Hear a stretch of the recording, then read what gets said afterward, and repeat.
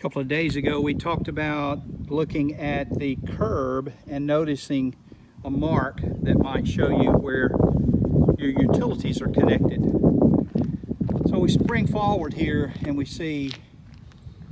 a Y right here, which denotes a sewer stub out, and that is typically in line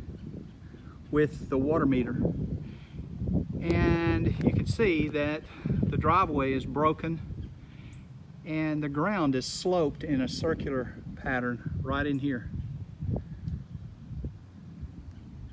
where the more than likely contractor backfilled where they dug for the sewer, and the backfill settled,